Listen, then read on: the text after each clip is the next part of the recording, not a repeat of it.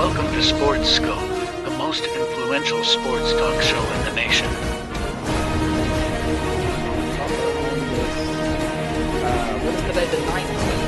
Stay tuned for updates and great sports content. Hello, everybody. Welcome to the Real Sports Scope. I'm your host, Robert Butler here. I've got the Mad New Yorker back and backstage. Now, he's not on camera there, but I see he's got his he's here. He's here, but he's not here. So he will be back. He will be on the program tonight. We're going to talk about Daniel Jones, been released from the Giants. Not really a big news story. He's just officially released, and we'll go over that. And I'll ask the Mad New Yorker about this Deion Dallas Cowboy combo thing. I don't know. Maybe it don't happen now. But anyways, we'll go over that. We'll go over this week's biggest games, do a little bit of recap, although just get Carlos's opinion of the games that happened last week and whatnot. So stand by. We'll take our first and only break here. We'll be back here momentarily and hit the ground running here on the Real Sports Scope. Hello, Sports Scope followers. The program has seen tremendous growth since going 5 days a week. I just wanted to thank everybody for your cash contributions and sharing the program with friends and families. Just a reminder, if you want to contribute to the program, go to the Cash App, the cash sign, and Sports Scope. There are other ways to contribute to the program listed at the bottom of the screen. If you want to advertise on the program, go to Sports, that is Sports with an S, another S, Scope, SKOPE, at gmail.com, just like it's listed at the bottom of the screen. Thank you and enjoy the program. I'm Mac, CEO of National Streaming Sports and host of the Mac and Jack Sports Show. You're watching the sharp-dressed man and the big story breaker, Robert Butler, on Sports Scope, Monday through Friday at 8 p.m. Eastern on National Streaming Sports. Introducing National Streaming Sports, live and on-demand sports talk programming that you can access 24/7. For the premier sports talk experience, tap into our Roku channel. Start your mornings with Mac and Jack covering all the weekend sports action. Then pour a cup and enjoy all the sports you can drink on the Coffee and Sports podcast. At midday, talk sports from east to west on the Coast to Coast podcast. Followed at night by some hot girl talk with Prim and Proper Sports featuring Sonia Pearson. Talk boxing on the Gloved Fist.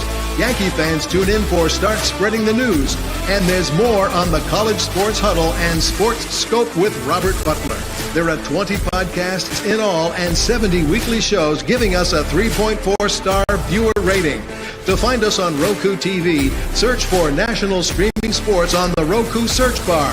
Click on the logo and you're in.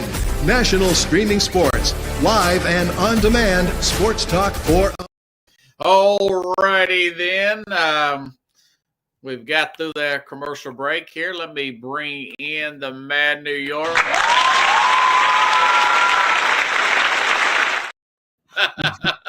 I like it. Happy Friday. Happy Friday. Hey, welcome back here, Chief. So you said you went to your sister's wedding, right? Down in Colombia? Yeah, I was in Barranquilla, Colombia for a couple days. Sorry I had to miss the show. It was hot down there, and then it was so hot that the Wi-Fi was staticked out. So did you get a chance to watch the Tyson nothing? Nothing, man. It was a busy weekend, got to sometimes in life put family first, and I had the opportunity to be down there and enjoy the family, my wife's family and everything. So we had to take a break from everything, and it was good to spend time with them. So I didn't have a chance to even finish watching the Tennessee game. I caught a whiff of it, and I was like, I'm not watching this. They were already doing bad in the second half, so I was like, we'll go over that a little bit, man. Yes, you must concentrate on meaningless sports over family. It's not meaningless. I mean, everybody knows. Right? Yeah, no, they all know down there that I'm into this stuff. I'm in a lot of fantasy leagues. I do podcasts. I write different reports up. Like everybody's. That's cool that they do know that. Yeah, they support me, but I was like, it's a one in a lifetime deal when you going out with family and celebrate somebody's wedding and stuff like that. So Sometimes you got That's to put awesome, the man. aside.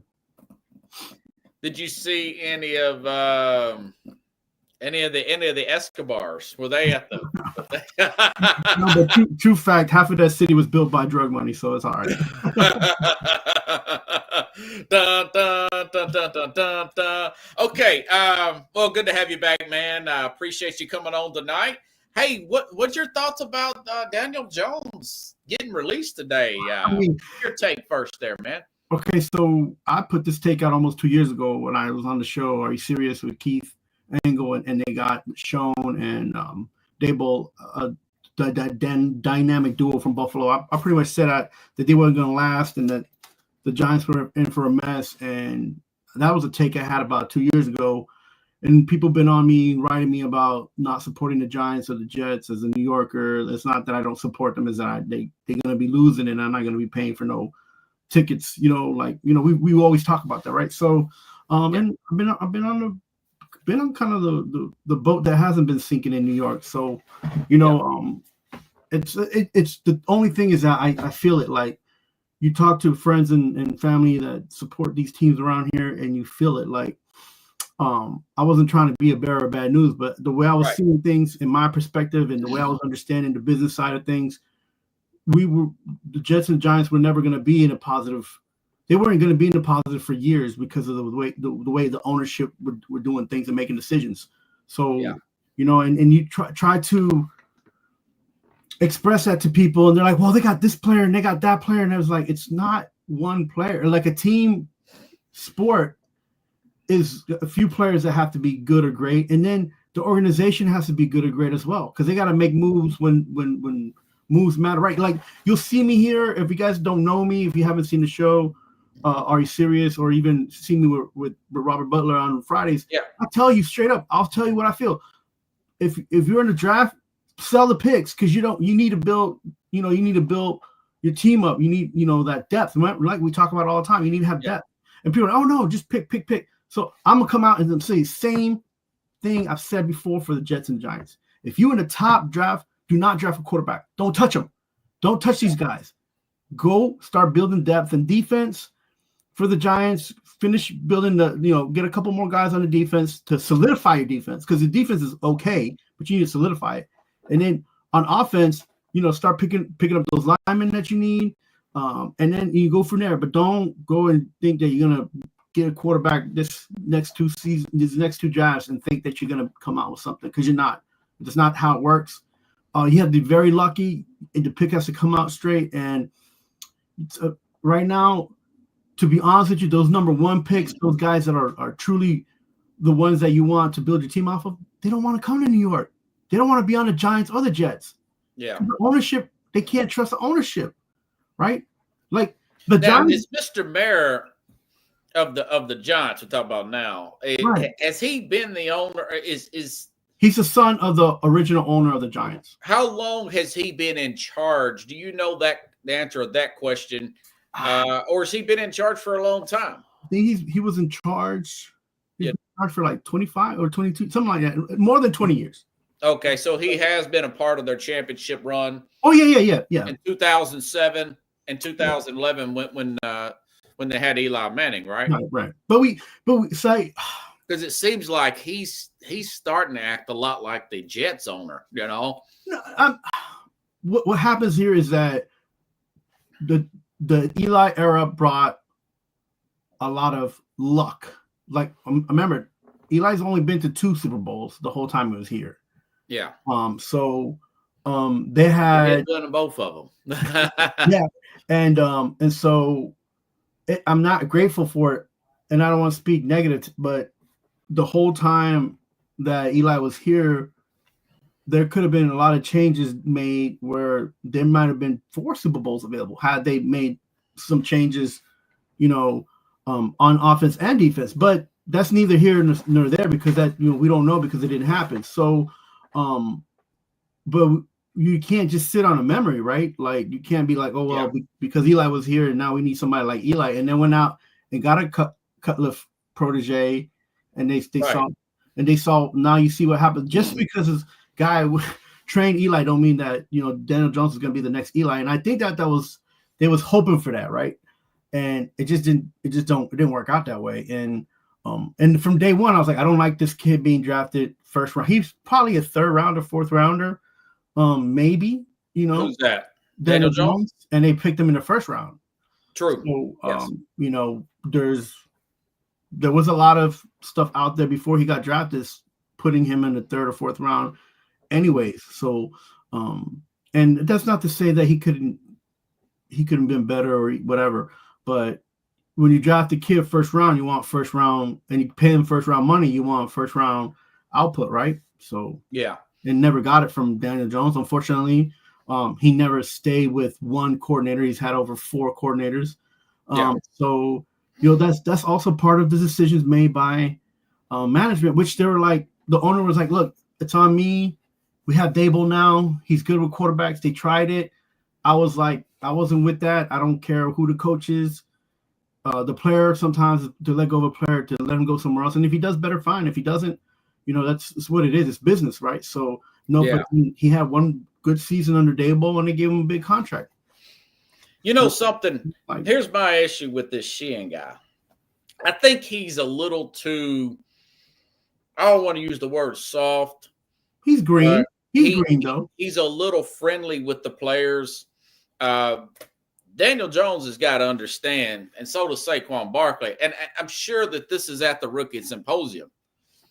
We see it as entertainment as fans and everything, but this is a business. Right. And the idea of not trying to hold him to the end of the season, past the trade deadline, till March or something, when the start of the new year, and at least get something for him. You're going to have to pay that dead cap money regardless. Right. Why not get a 6th or 7th round pick, even if it's the lowest of the lowest? You want the same thing with Barkley. He just let Barkley walk last year. Right. They could have traded him after they tagged him the year before that, or they could have tagged him again and try to work out a trade. He comes off as a little bit soft on these guys. And listen, it's a business. You're getting paid a lot of money. You're the top 1% of the country. Right. They're going to be okay. Plus they get pensions and stuff if you play so many years. You just feel like he's a little bit reluctant to do so. And if I'm the owner, I'm seeing this. I'm like, man, we're getting worked by the Eagles over here. We're getting worked by these other general managers and staffs around the league. And that's one more. And I know they just replaced a bad Gettleman, right? Right. They just replaced a bad general manager. And this guy is really, really soft, I think. He's too friendly. I mean, yeah, I want to be a human being, but you tell these guys in front, hey, man, my job is to do the best. It's nothing personal, but I got to do what's best for this team. If you don't want to play for that team, that's between you two, Yeah, and I think the biggest issue was the fact that it was a new general manager, but they're holding on to what the ownership has promised or was going to promise to the players, like through the agents, right? So you think Mr. Maris has something to do with this? Well, I think the fact that he might have promised, or he could have said things to some of these agents, and the players are trying to hold them to that, and that worked against what Schoen's trying to do as well. So there could be a little bit of everything going on there. Like, you could see the sentiment that Mara had letting go of Barkley on the show that they was doing. Yeah. And you were like, he's our best player. Like, why? And then the guy was like, we shouldn't play. We're not going to pay a running back this much money because we could get another running Remember, back. he said I didn't want him to go to Philadelphia. Right. Trade him to the West Coast, or trade him to the AFC, for crying out loud. And then so like you could see that there's a little the I wouldn't say animosity, but there's friction because, again, the owner, we don't like, I can't, and I wasn't there and I don't know, but it just seems like the owner wanted or was allowing and saying that maybe these things are going to happen. And then the new regime comes in.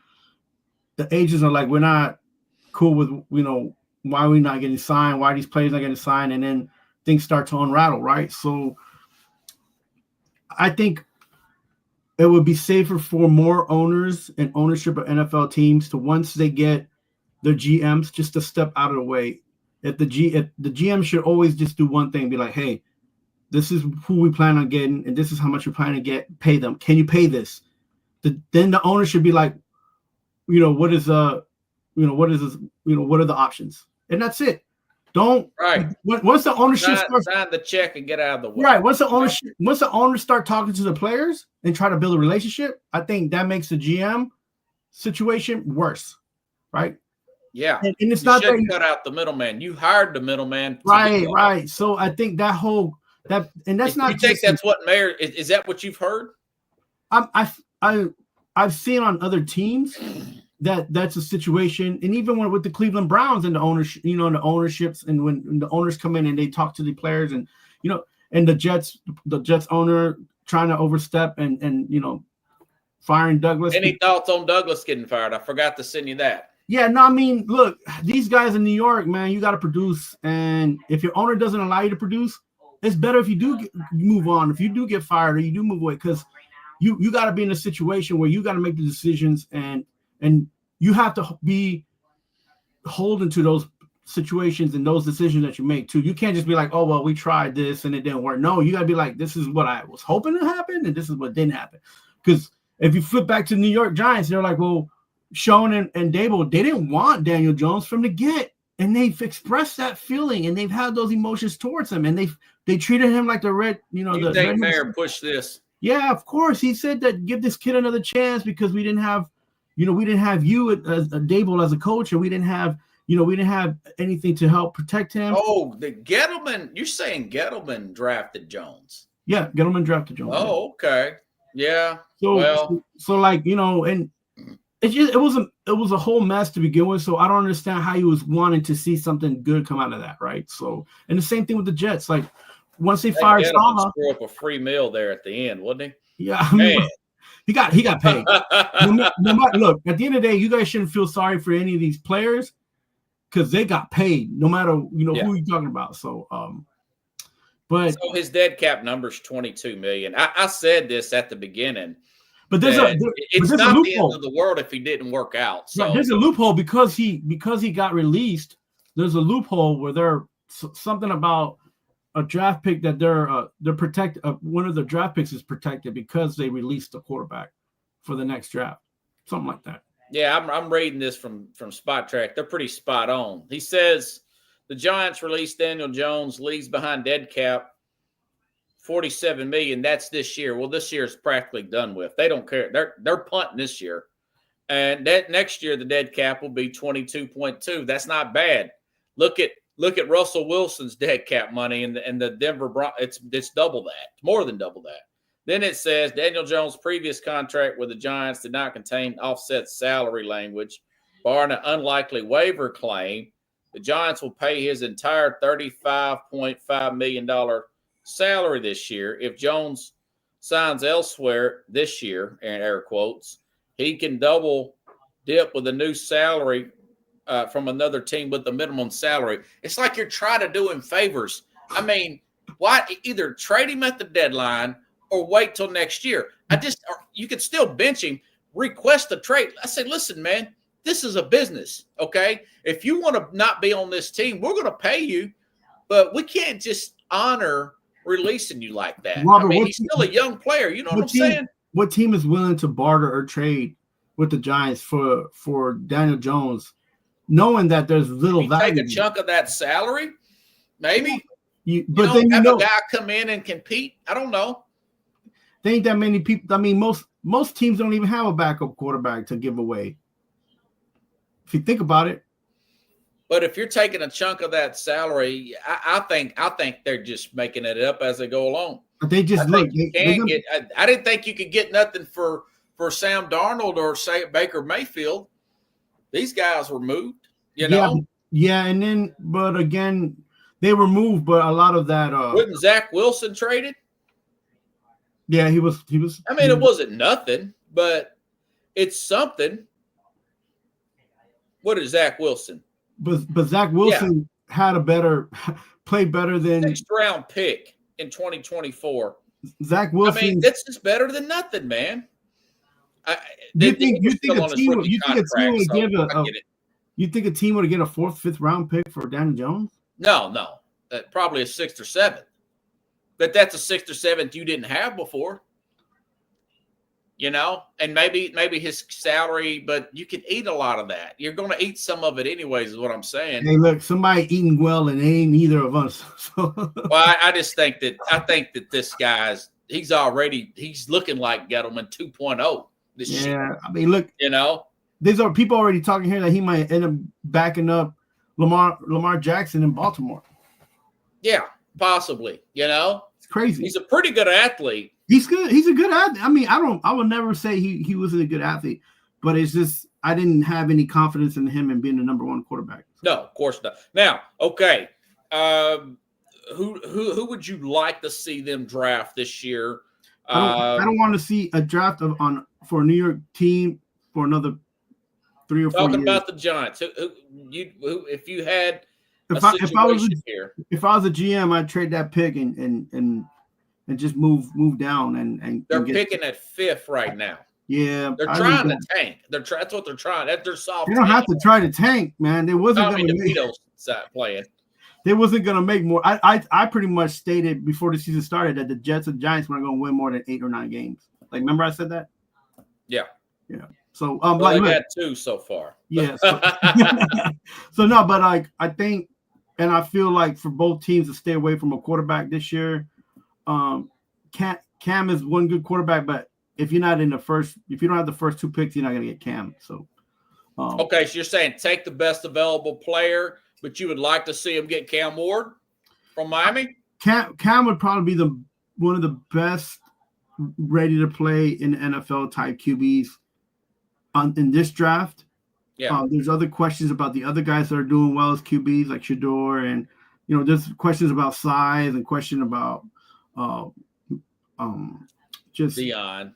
Yeah, plays and stuff like that. So saying you don't want him to play in cold environments. Right. So I would just, if you don't have more than 5 guys that can be number ones and run your team, then you shouldn't draft. There's been a couple quarterback classes where there was at least 6 guys, and you're like, from at least if you get one, and it didn't work out, at least you got one of the top 6 guys, right? But if you don't get the number 1 guy, I mean. So you don't think they're going to do it? Or you're saying that they probably do it, but you wouldn't do it? Yeah, they will. Both teams are going to try to draft the quarterback, but I wouldn't. Okay. I'll stay away from that because, you got 4 years, but in those 4 years, are you trying to get ready for the next 2 or 3 years, or you want to win? It depends on where's your team at. Yeah. You don't see them trying to get a Sam Darnold, the Giants, or somebody that maybe a Kirk Cousins who may become available, somebody like that. Yeah, I would stay away from any quarterback over the age of 30 right now, just because you don't need that. You don't want to pay plus $20 million and have an injury-prone quarterback because of their age. I think that would be crazy. Plus, they're still eating some dead money here, but it's not enough to drown them. They still can have a pretty good team. They'll have Andrew Thomas back at left tackle. People keep saying I say crazy things, and some of the dumbest things come out of my mouth, but I mean they come into fruition, man. Like what? You know what I'm saying? Like, remember we used to talk like this in school, remember? And you'd be like, nah, Carlos, you crazy. And then all of a sudden you talk about them moving off Daniel Jones. Yeah. Well, yeah. Like I say a lot of things, and I'm not saying I'm always right either. I mean, I'm not always right. I like Cam Ward too. I mean, it's going to be interesting to see who gets Ward. Now, I do also, Jalen Monroe is a bit of a wild card. He seemed to have a really good upside. I like the Oregon quarterback, but I don't like his height. You got Dylan. Yeah, they're going to work all these guys out. Yeah, I don't like his height. And what I say by that is that we've seen the height factor and how it affects these players. What's his name for the Buccaneers? Mayfield. He's undersized and he don't have Russell Wilson, like Arizona quarterback Kyler Murray. Like you can tell that you have to make sure that they go on the outside and throw outside of the pocket because that's a better view for them and it's a better opportunity for them, to do those plays, run those type plays, getting out of the pocket, so. You don't want to do that because your better linemen are always going to be bigger, right, and taller most of the time. Yeah. So he better be a well of an athlete like a Monroe. But we'll see. Everything's going to come down to those workouts, and I'm sure these guys are going to try to, be at the Senior Bowl and all that, and that hype you get before you get the Senior Bowl. Then you got the workouts, the combine, and not for nothing. Like if they don't get a quarterback and they searching or hoping to get Archie Manning. Well, that's in a couple years from now. I'm like, come on, why are you hoping? You gotta play football and you gotta focus on football today. Like, what you gonna do today? How you gonna handle today? Like, I don't want to hear these things about 2 or 3 or 4 years, because your players that you've contracted, they're here to win for today. Like, so they're not waiting for a 2 year. Yeah, they've got a fair defense. They've got some pass rush there, and they've got a left tackle. They've got a true number 1 receiver. They could get a running back. Quarterback solves a lot of problems, man. It really does. So does winning, and winning one goes with the other. Yeah, no, but you get a quarterback can play, usually win. I'm not dumping on Eli, but because Eli is very clutch, and that's one of the reasons I liked him. But when he was quarterbacking, the Giants had those 2 years some of the best defensive players in the league, and had some of the best defensive ratings in those years when they went to the Super Bowl, and their offense was in the bottom of the top 10 list. So, we got to be, cognizant of that. So the Giants have always been kind of defensive minded anyways. So, yeah, that's true. Yeah, that is true. What do you think now? Dallas, they're kind of in the same boat here. They have a losing record. Dak is done for the season. There's been a lot of sports talk radio has thrown this scenario out there. Michael Irvin says that if the job were offered to Deion, where a Dallas Cowboys could draft Schroeder, Deion would take the job. What do you think about that scenario? They would move on from McCarthy. I think they'll do that. They would probably have to trade, obviously, and take a chunk of Dak Prescott's salary and his new contract. Much more difficult situation than Daniel Jones because the money's bigger. What do you think about, though, getting the 2 for 1? Look what the job he's done at Colorado lately. They're 7-2 now, and they're 20th in the country.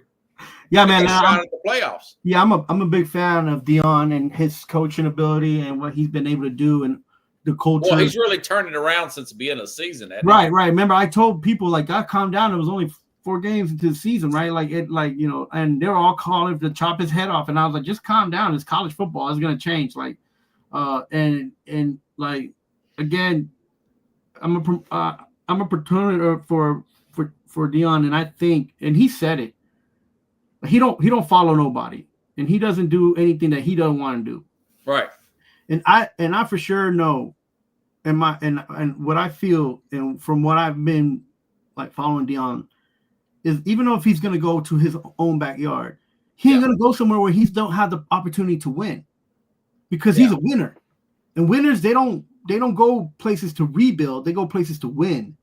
Right? Do you think that he would bite that, knowing that the team's going to be in some debt from Dak Prescott's contract lingering? I tell you what, if Shedeur is going to go to NFL, and he's going to go wherever they pick him. That's what I think. But Deion, you think Deion's kind of exaggerating some of this stuff? No, I think that Deion is going to go into, if he chooses to go, and he does go into the NFL, it won't be for another 2 or 3 years, because he's not going to go someplace that he got to reestablish and restructure a team. He'll go somewhere to rebuild a team that is and has a opportunity to go to the playoffs. He's going to do what Tom Brady did. Tom Brady didn't go to a team. Well, this team was in the playoff last year. Just to play devil's advocate here. But it's not in a good situation contractual wise, and players don't want to play there because they don't know if they're going to get a contract. They don't know if they're going to stay there, because even though they're front-end money, they want that back-end money. They want those longer deals. So, and the fact that Jerry Jones spat on the fact that he was going to give anybody a new contract because everybody was already contracted, gives a bad taste in people's mouth, especially if you one of the players that feel like you should get paid more and looking for new contracts. So Yeah. But that's a personal vendetta that some of these guys have on that team. These are situational things that go on, and I feel too like and I don't know this, and he hasn't said anything, but I don't feel like Deion Sanders wants to be in Jerry World presently. Like, I'm sure he's waiting like to see if his son will take over and just deal with somebody, because they can't be too big Jerry's heads. very hard to deal with. You can't have two big heads in Dallas, man. You can't. And if anybody gonna be the big head and be the one to make sure things go a certain way, it's gonna be Deion. That's just the way. That's the way he is. So that's a good point. Plus, I did read the other day. This has been floating around all week. But they did get a big 5-star commitment to Colorado quarterback to come in next year. So this is to be a tough decision for Deion. He said before he does not want to coach in the NFL. He don't want to deal with them egos, even though he's dealing with some NIL egos. He still likes the college game. I think Jerry would have to probably sell Deion to do all this. Right. And they're going to have to move Dak. They're going to have to move up in the draft. Right. I don't know if they're going to get the one pick or not. A lot of it depends on where they fall. Maybe they lose out and the Giants beat them. I think they play the Giants on Thanksgiving. What a terrible game that'll be. There's too many moving parts in Dallas for a man like Deion to come in and say, I'm going to make this place a winner by tomorrow. And that it's not, Dallas ain't that place. If there's any team that can do that, set up and just need a few more players, it'd be like the Tampa Bay Buccaneers, or it'd be like I don't know what teams out there that just needs a little push. I mean, teams that are quarterback away. No, but the Bucs have a quarterback. They just need. Yeah, he's playing well. I didn't know where he was going with that. No. I'm talking about he's going to go somewhere that has a foundation. He's just going to put a little blocks on just fix a little side on the house or vinyl. You know what I'm saying? It's like he's not going to go anywhere where he got to rebuild. I think a lot of it would be how long would they be stuck with dead money from Dak's contract, and how much can they get? Because, for instance, I already made a suggestion that move him to Seattle. Seattle seems like they're a quarterback away. Right. I think Dak at 32, he'll be 32 next year, is an upgrade over 34, 35-year-old Geno Smith. You look at the players that team's got on there right now, I think that would be a good setup for him. Everything's going to be about Dak's numbers and what they're going to be able to do to put a good team around Shedeur. Can they have a running game around? This is what Deion's thinking. Right. Am I going to have a running game around this guy? I don't want to get my son killed out there. Y'all 32nd run the offense right now, And that goes down to, like you said, it'd be better if Steven was running it instead of Jerry. Yeah, at this point, because you want to be relationship free, and what I mean by that is that you want to be in the one creating a relationship. You don't want to be going into somebody and then be like the Giants situation where Daniel Jones is still there because the owner said that he was going to help him out a little bit, So you want a clean slate. Excuse me. You want a clean slate everywhere. You want no ties to nobody. And if there's only anybody that needs to stay in any one building, it's the administrative assistant that knows everyone and everything going on in the building. That's a one person that should always stay in any situation or team in NFL. Yeah, that's true, man. Well, I'm just throwing that out there. It's just a hypothetical. It's a lot of moving parts. But I do think being in Dallas, Deion's ego, Jerry's ego, that could, I don't know, I could see it coming to fruition because a lot of people would watch that. That's a lot of prime time right there, man. That's too much prime time. And we already hear too much from Jerry Jones every single week, like why they win, why they don't win, why the players don't get paid, why the players will get paid, why his coach chooses to do different things. Like that's too much, man.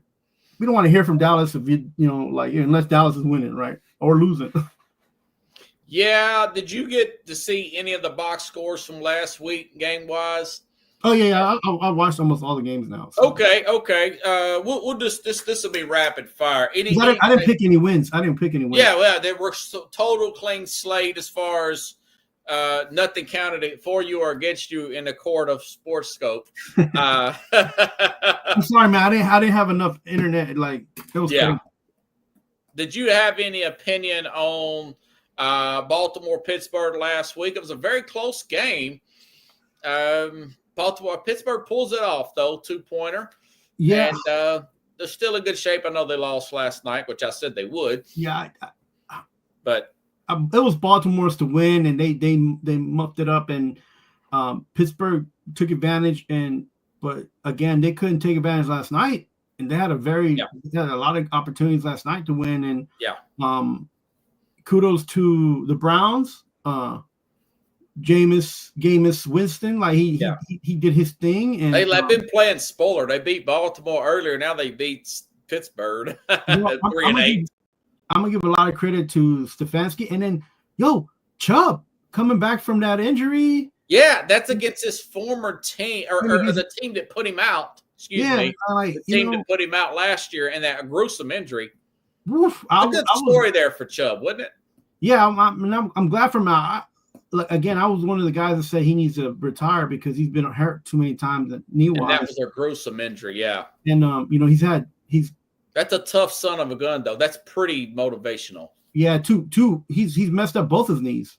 Yeah. In different times. So I'm surprised he came back. He got so it's good for him, and it was just good for Jameis to kind of get back, into being a number one quarterback. I'm not a big fan of his. I never was, even in Florida State.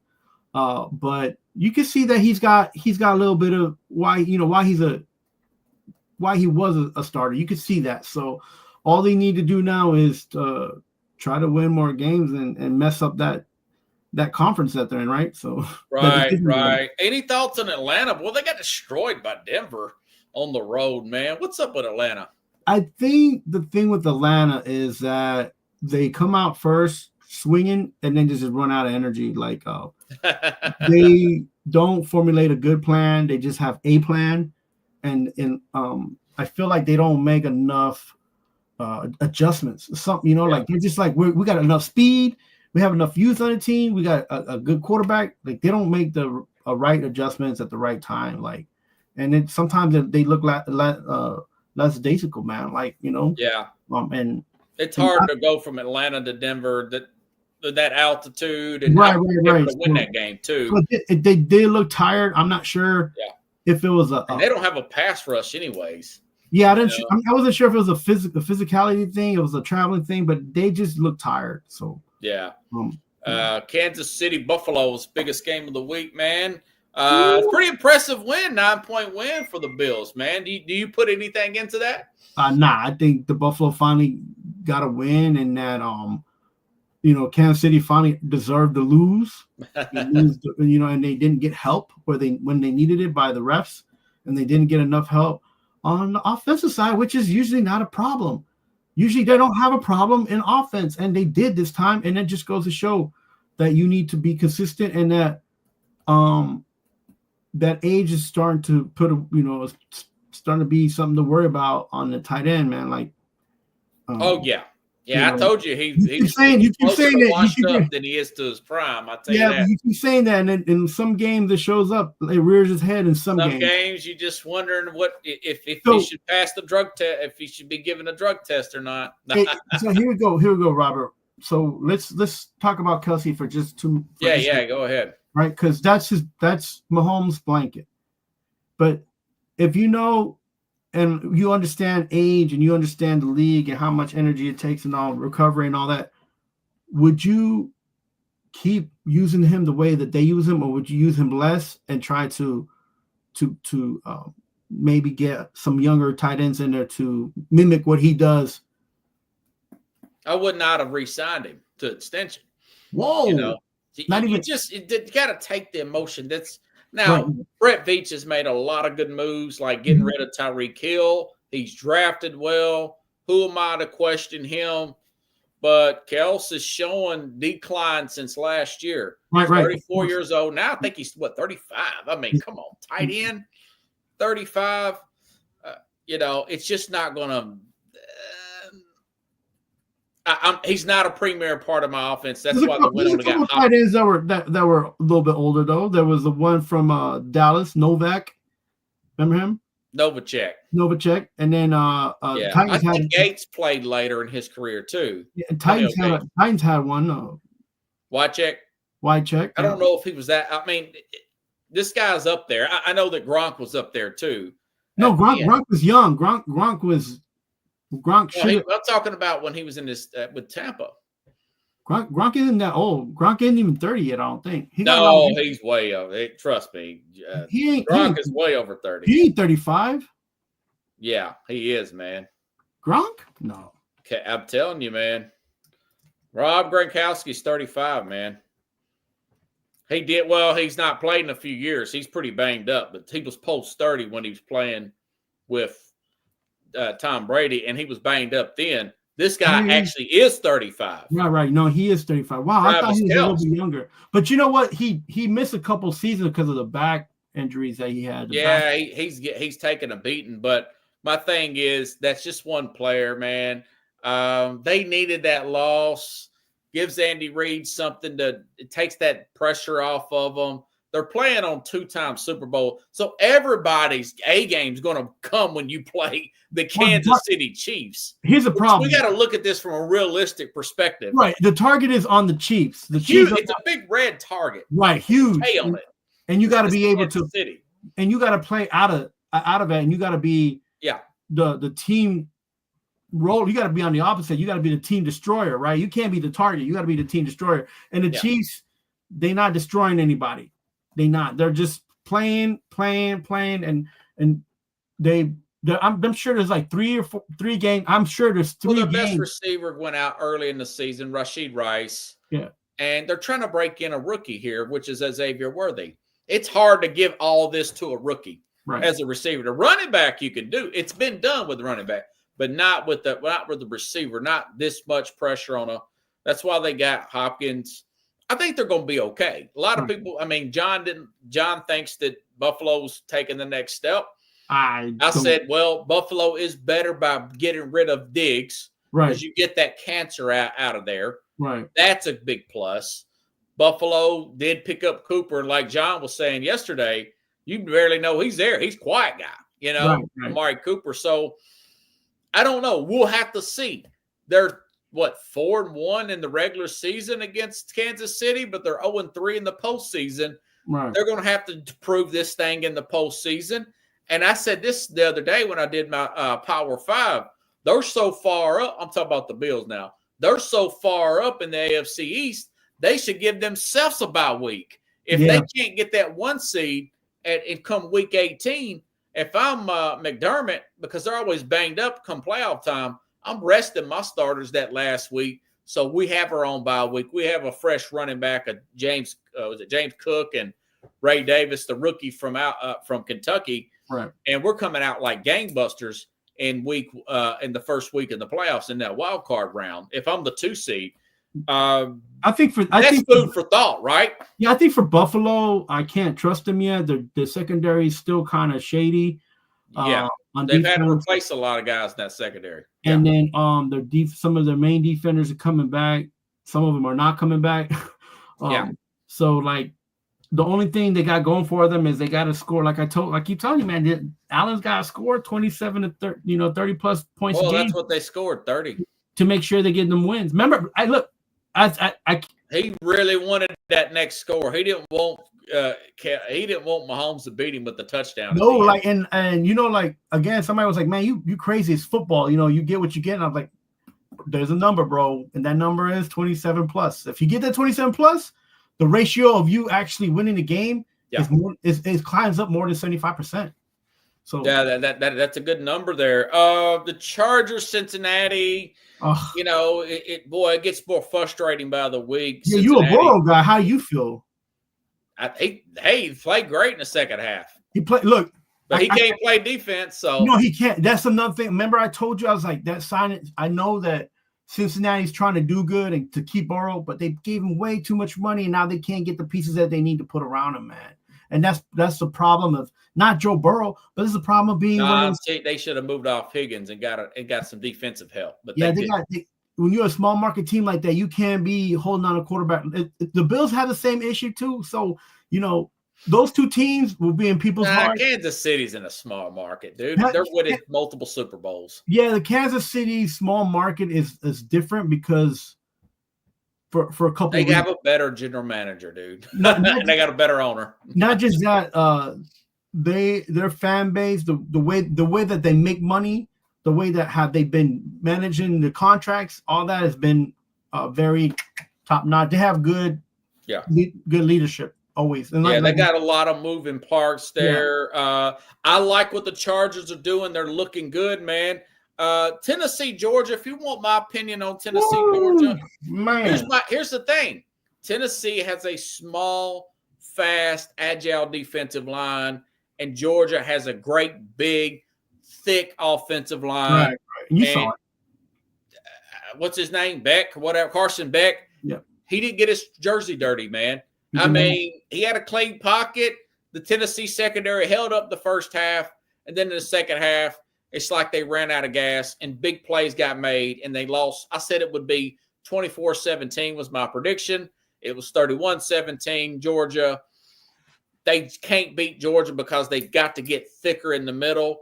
As good as that defense is played, they let them down. If I'm this coordinator, if they run into them again in the playoff, I'm blitzing like crazy to get pressure. I don't care if they destroy us. I'm not going to sit back there and let him 4 and 5 seconds back there and rip Tennessee apart. Very disappointing, but that's where they are. Offensively, they look pretty good.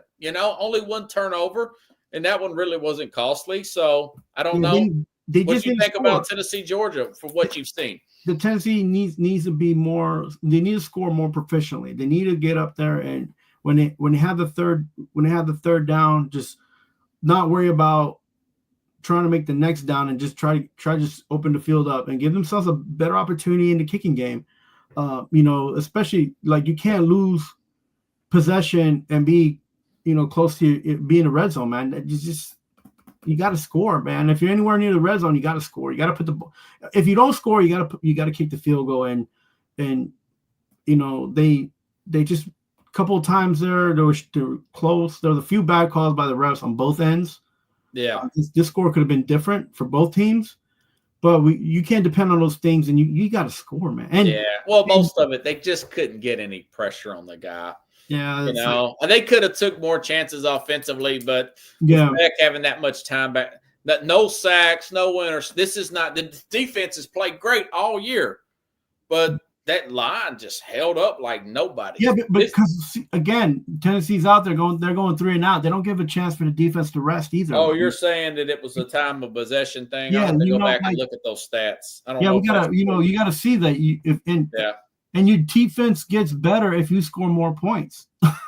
Yeah, they feel more like okay, we don't have. Well, he's been having handcuffs on Nico all year, and he's slowly taking those handcuffs off, but it is what it is. Georgia's just a better team right now. Yeah. Maybe Tennessee. I think they've taken a step further.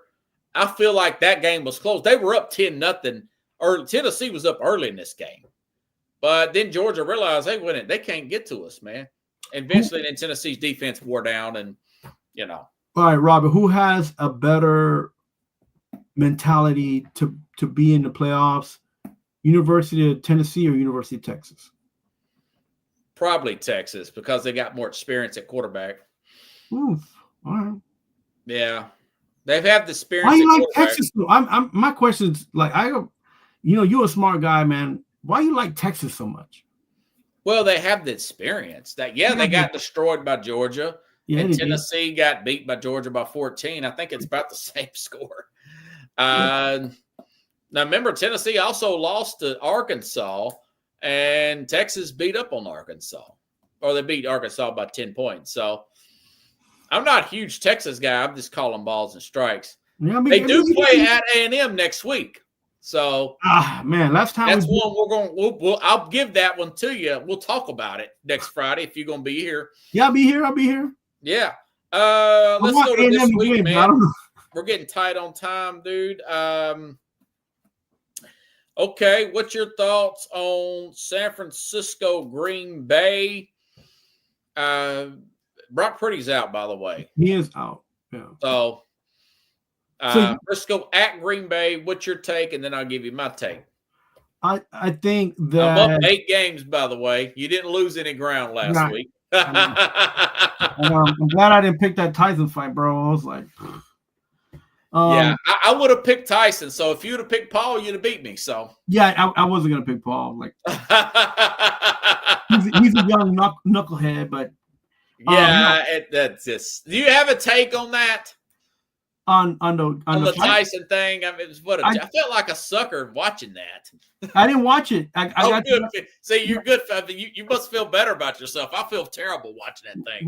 What's everywhere on the cell phone was showing me Mike Tyson's butt. I'm like, what's going on with this? Yeah, I don't know why. Some crap in the locker. Tyson won that first round.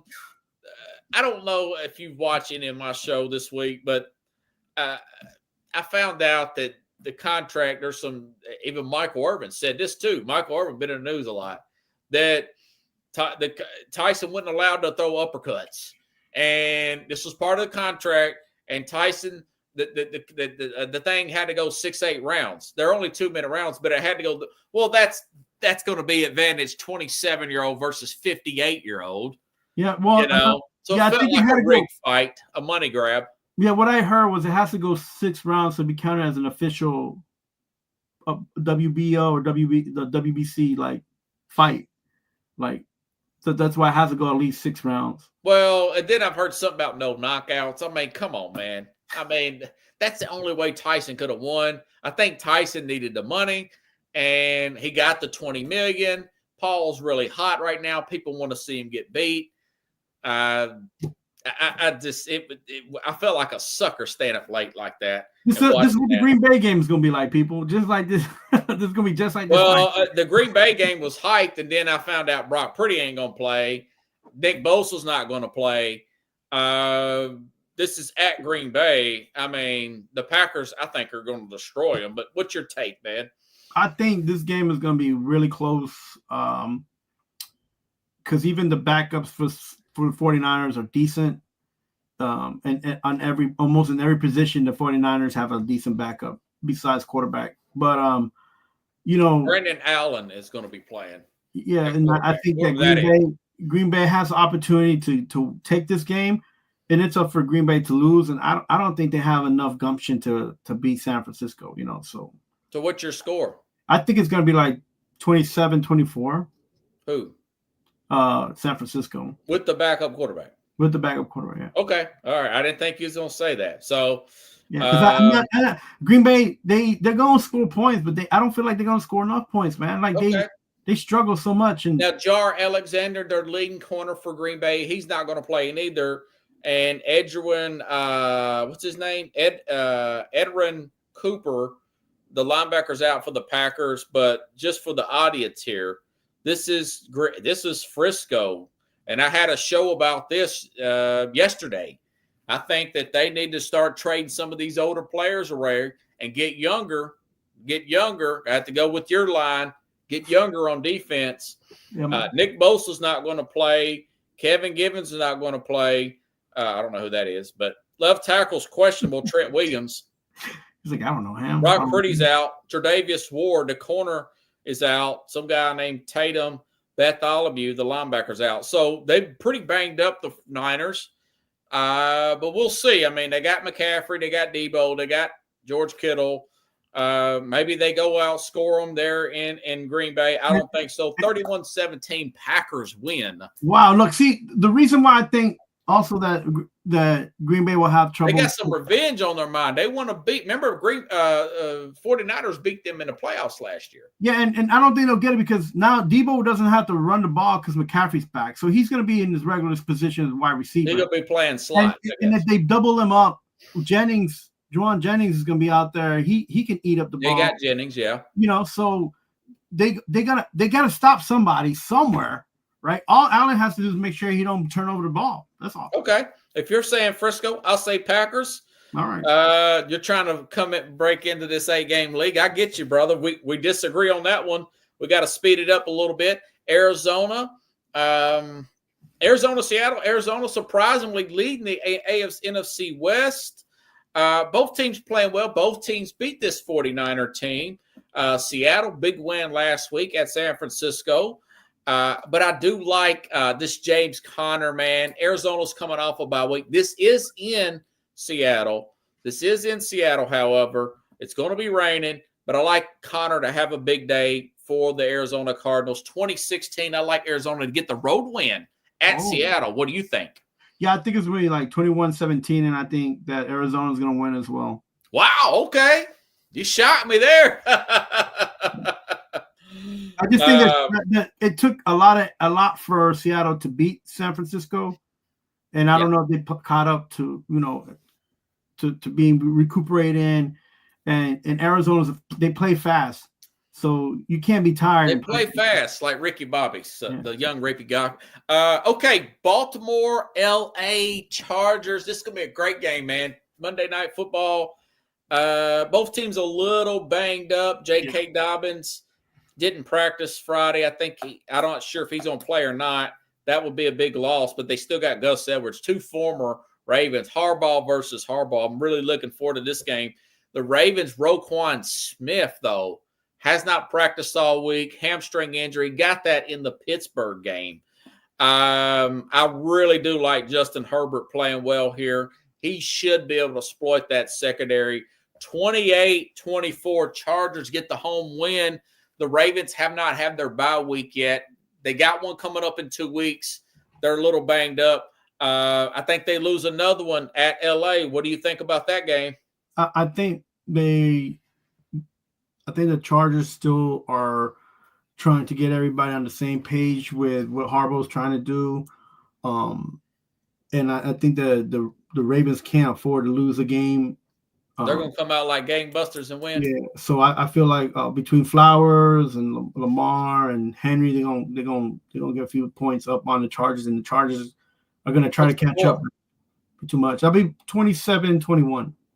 Ravens. Chargers. Ravens? Yeah. Oh, you want Ravens to win? You're saying Ravens. Okay, gotcha. Okay. Okay, here's another one. Stay on the West Coast, Chief. Philadelphia, LA Rams, Eagles. Devontae Smith will not play in this game for the Eagles, but the Eagles been playing really good football, man. Right tackle's doubtful for the Rams. Here's my thing. The Eagles still questioning that at head coach there. They're coming off a last Thursday game. I get a sense that they're going to be a little sluggish on the road. I'm going to call for the upset here. I'm going to say the Rams find a way to get it done at home. 27-23.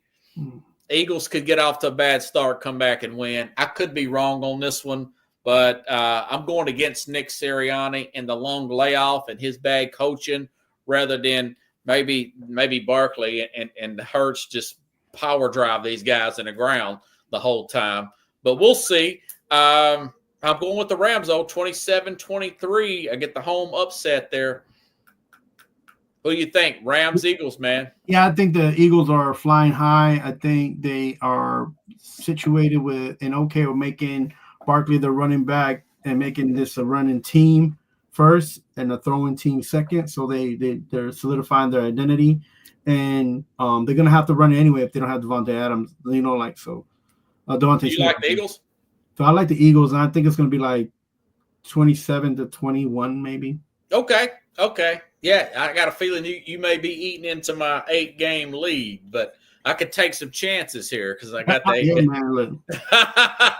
Hey, we got a lot of football left. We still got college playoffs, NFL playoffs. Indiana, Ohio State, man. Ohio State center went down this week in practice.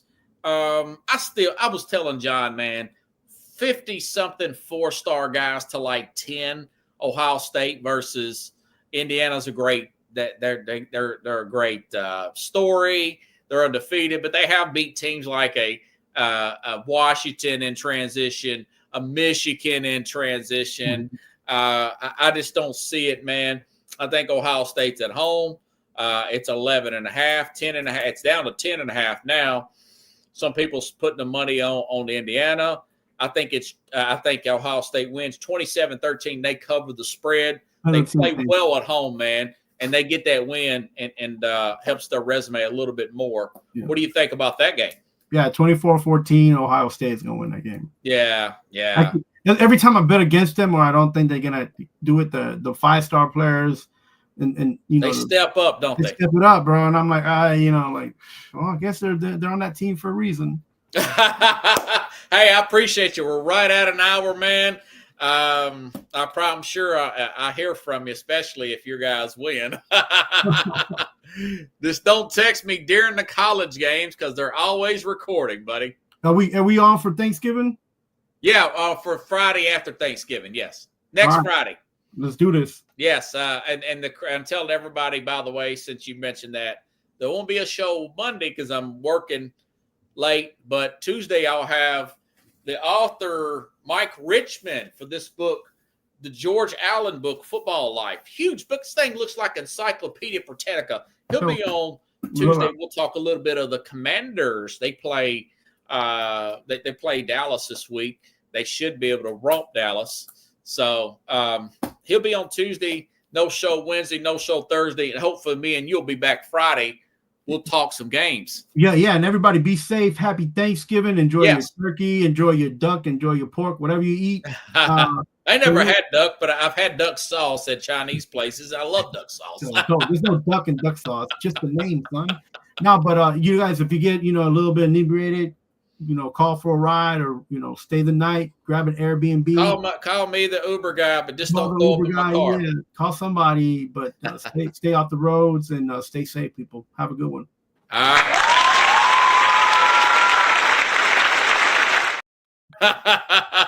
Thanks, buddy. See you.